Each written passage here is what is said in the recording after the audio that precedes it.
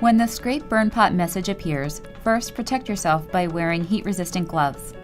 Open the fire viewing door to access the burn pot grate surface. Using the burn pot scraper, pull the ashes that may be laying in front of the fire and let them fall into the ash pan. Now scrape the grate surface downward toward the auger. You do not want to scrape the fire out, just scrape under it. Any carbon deposits loosened at this time will be pushed out as new fuel is fed in. If the flame goes out during this process, close the door and let the fire get re-established.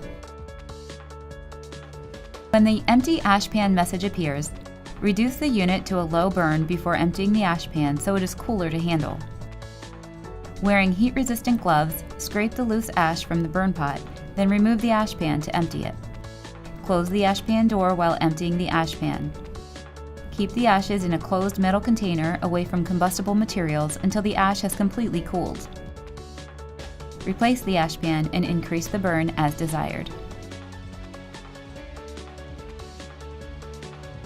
Clean the viewing glass. This should not be done when the stove is hot. Do not spray liquids onto hot glass. Use a soft, non-synthetic cloth and either a vinegar and water mixture or a non-abrasive glass cleaner. Most times, just a dry cloth will work. You can also dip a damp cloth into the ash to help remove heavier buildup. After burning approximately 1 ton of pellets, you will see a message telling you to do a total cleaning to keep the stove running as efficiently as possible. To do this, first, shut down the stove by pressing the power icon. When the stove has completely cooled and stopped running, it is now safe to clean. A total cleaning should take only about 15 minutes.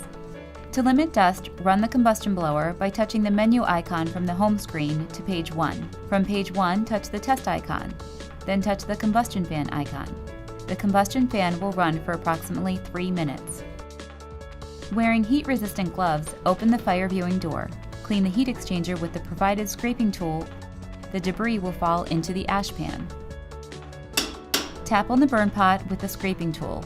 Then scrape the burn pot to ensure the burn pot holes are free and clear of any debris or carbon. Pay special attention to the lower corners next to the auger opening. Carbon deposits begin forming in this area. You can use the provided Allen wrench to clean out the burn pot holes. Use a shop vac with a fine dust filter or an ash vac to vacuum debris from this area. Next, access the lower burn pot cleanout cover by loosening the 2 thumb screws. Clean the fly ash out of the burn pot.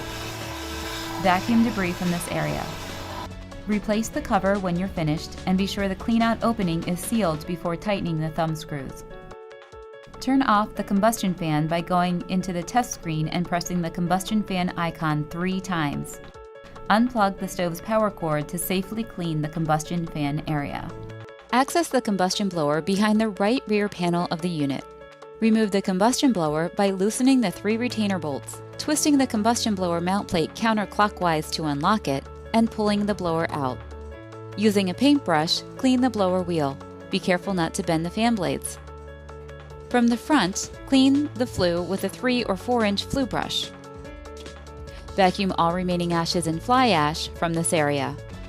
Generally, after burning every ton of pellets, we recommend that you clean the entire venting system. Your findings will help you judge whether this needs to be done after every ton or more or less frequently. The frequency of cleaning depends largely on the quality of pellets. For your convenience, your local Harman dealer offers these professional maintenance services.